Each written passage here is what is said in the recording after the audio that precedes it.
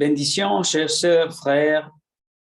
Aujourd'hui, nous avons l'évangile de Saint Jean, le dimanche 17 de le temple ordinaire.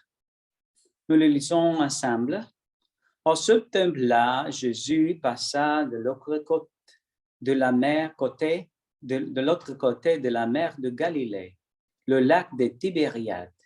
Une grande foule le suivait parce qu'elle avait vu le signe qu'il accomplissait sur le malade. Jésus gravit la montagne et là, il était assis avec ses disciples.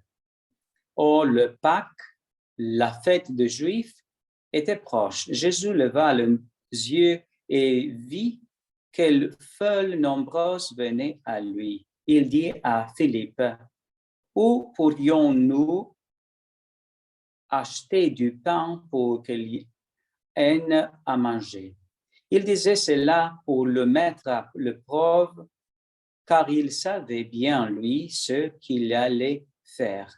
Philippe lui répondit, « Le salaire de 200 journées ne suffirait pas pour que chacun reçoive une peu de pain. » Un de ses disciples,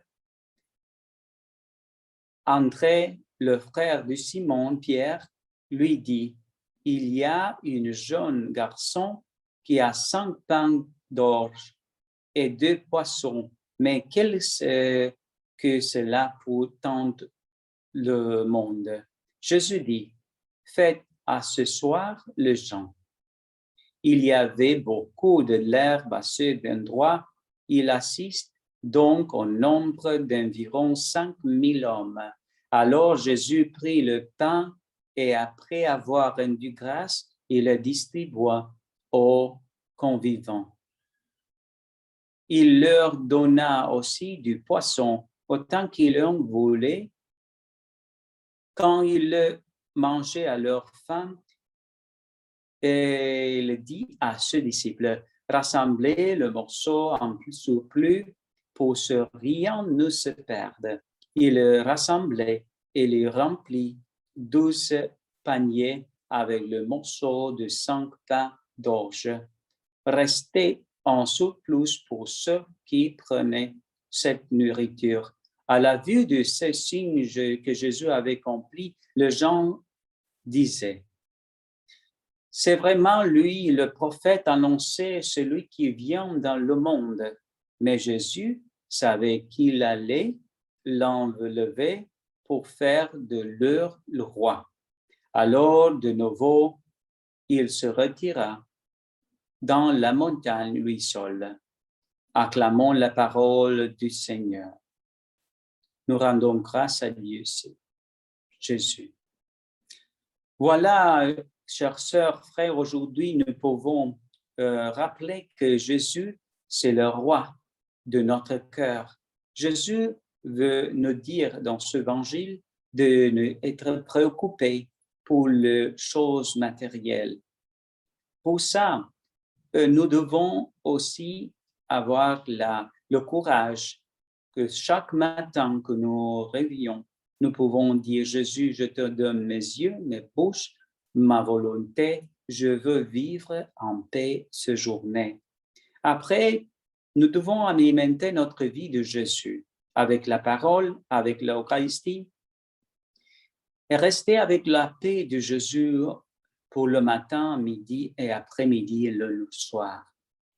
Si la paix est quittée parce que nous avons eu des préoccupations du monde, avec Jésus dans notre corps et savoir que nous avons l'alimentation, c'est notre aliment. Jésus nous alimente le cœur, l'esprit et aussi les choses qui sont dans notre table. Quand tu vas prier chaque jour, tu peux lire avec tes enfants, ta famille, la parole du Seigneur en disant, c'est l'aliment vient de Jésus, vient de Dieu. C'est pas notre valeur que nous avons fait, c'est Jésus qui nous donne et nous donne la paix et la joie. L'alimentation de notre vie, c'est avec Jésus. Nous demandons maintenant l'Esprit Saint. Viens l'Esprit Saint, l'Esprit d'amour sur notre cœur. Chaque matin, nous voulons aussi prier à Jésus que remplit notre vie de paix, notre cœur. Aussi, quand nous allons à la travailler, de aussi rester en paix, en savoir que notre vie ne dépend pas de notre force, il dépend de Jésus et de sa volonté.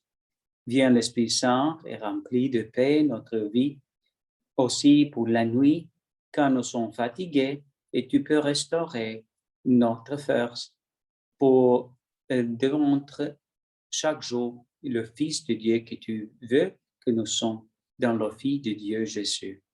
Aimez l'Esprit Saint, aimez Dieu Tout-Puissant, mais Jésus nous bénisse. Au nom du Père et du Fils et du Saint-Esprit, et la Vierge Marie reste avec nous tous les jours de notre vie. Amen. Vous pouvez méditer maintenant quelques minutes et demande-toi, est-ce que je m'alimente chaque jour de Jésus? Est-ce que je peux aller à la messe chaque jour? Est-ce que je peux méditer la parole de Dieu chaque jour? C'est le vrai aliment de notre vie, Jésus.